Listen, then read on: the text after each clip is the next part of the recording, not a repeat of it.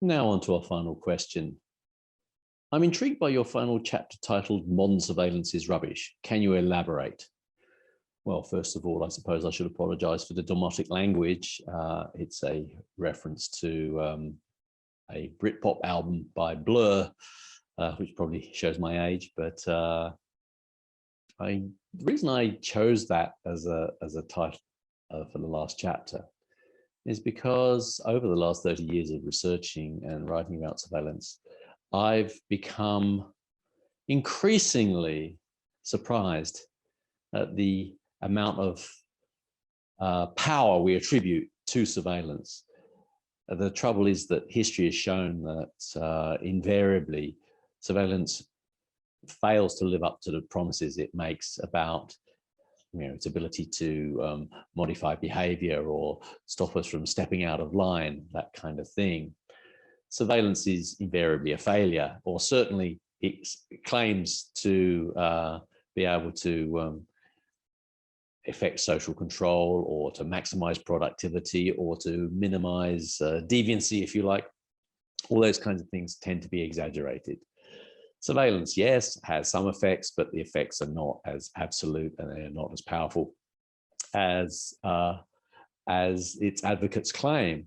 So I suppose one question we have to ask ourselves is who benefits from these claims? Well, the technology companies benefit from the claims, managers, governments, police forces all benefit from those claims. They get the increases in their budgets, especially their technology budgets, those kinds of things.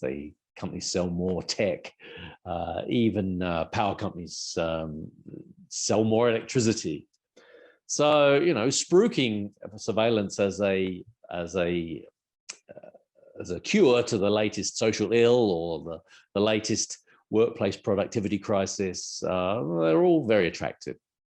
But as I said, it invariably fails to live up to this kind of billing.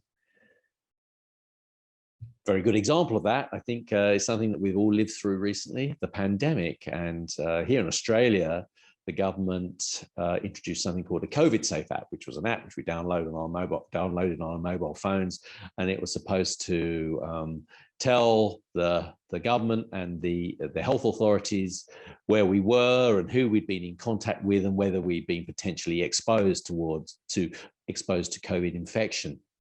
And over the course of a year, it turns out that the COVID Safe app, at the cost of many, many millions of dollars, had detected 14 potential, that's 14 in the entire population of Australia, which is about 26 million people, had identified 14 potential exposures to COVID. And the cost, about that, the best estimate suggests that for each of those cases, it cost about $1 million just to find one. And in the end, it was very quietly sidelined.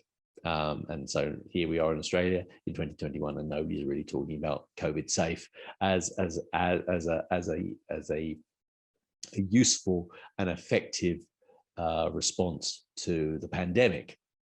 So a good example of massive amount of money spent on surveillance, which was supposed to protect us all from COVID infection and had very, very little effect. Okay, that's a rather extreme version, but there are lots of other examples you can think of about the way in which surveillance, or not least, I suppose, the introduction of closed circuit television cameras to most of our urban streets in the developed world hasn't really reduced crime in those streets. And if it has reduced crime in those streets, it's just made it go somewhere else. It's displaced it to somewhere else, as the phrase goes. It's a displacement activity. So from that, I'm suggesting that modern surveillance is not really as successful as people make out. But that doesn't mean to say that it doesn't have an impact on our lives. And again, I'm going to return to those two things that I mentioned earlier. The purpose and the consequences, the impact of the way in which surveillance classifies and evaluates us and turns us from subjects into objects. Clearly, that does have an impact on our lives. And it's something which I think is important to know that we can resist. And in the book, I provide in that last chapter, chapter entitled Modern Surveillance is Rubbish, I point to ways in which we can overcome the malign impact of increased surveillance in our lives.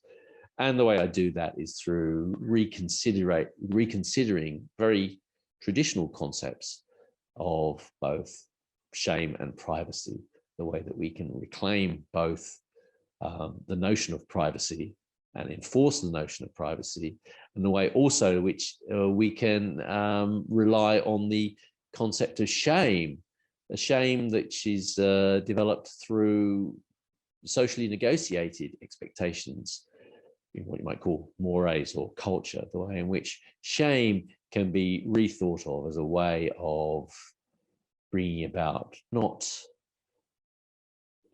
fragmentation and paranoia and suspicion of our fellow human beings, but can actually encourage social solidarity and can affect social cohesion.